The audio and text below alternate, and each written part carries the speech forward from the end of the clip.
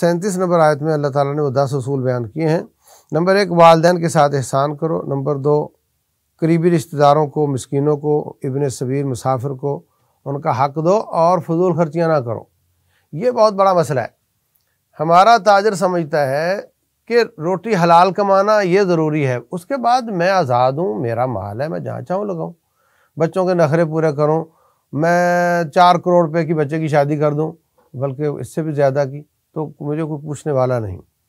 اللہ تبارک و تعالیٰ یہ تصور دے رہے ہیں کہ نہیں، ایسا نہیں، اس میں دوسروں کا حق بھی ہے، سب کو ان کا حق بھی دو اور فضول خرچیاں نہ کرو۔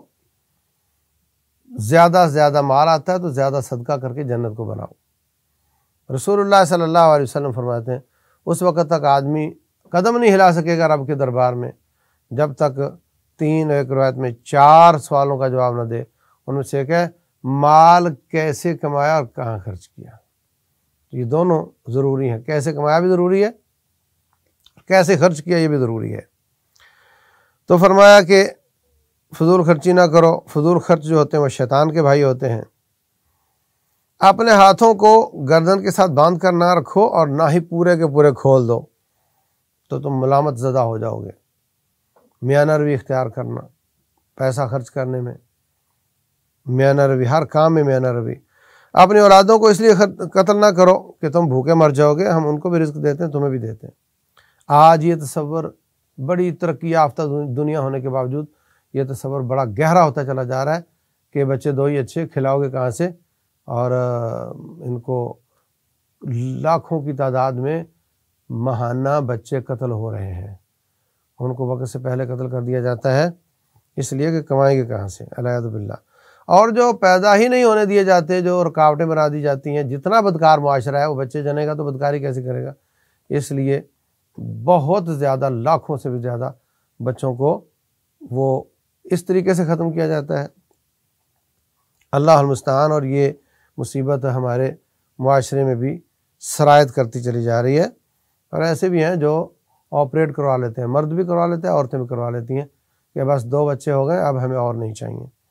تو بعد میں اللہ محفوظ رکھے، کتنی ایسی مثالیں ہیں کہ ان بچوں کو کچھ نہ کچھ ہو گیا اور دونوں ڈگڈگی بجا رہے ہیں، اب نہ وہ ان کو کوئی اٹھ کر پانی دینے والا نہیں، ہائے کریں تو ان کی ہائے سننے والا نہیں۔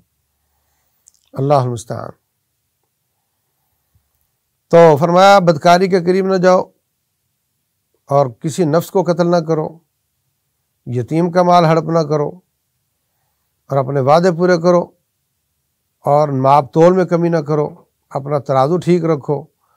ولا تقف ما لیس لک بہ علم، جس کا تجھے پتہ نہیں اس کے پیچھے مت پڑو۔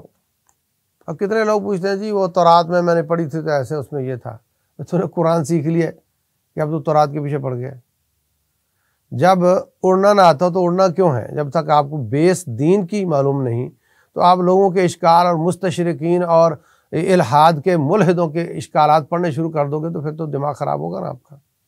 تو بنیادی طور پر اپنا دین سیکھو، اس کے بعد پھر کوئی اور اگر آپ کی ضرورت ہو تو پڑھا جا سکتا ہے۔ اور فرمایا کہ تمہارے کان، تمہاری آنکھ اور تمہارے دل، اس کا اللہ تعالیٰ آپ سے سوال کرے گا۔ زمین پر اکڑ کر نہ چلو، کیونکہ تم زمین کو پھاڑ نہیں سکتے اور نہ تم پہاڑوں کی بلندی کو چھو سکتے ہو، تک پہنچ سکتے ہو۔ تو بہر صورت یہ 10 کچھ چیزوں کا حکم ہے اور کچھ چیزوں سے منع کیا گیا ہے، ان پر عمل کرنا یہ ہمارے مسلمان کی اخلاقیات ہیں۔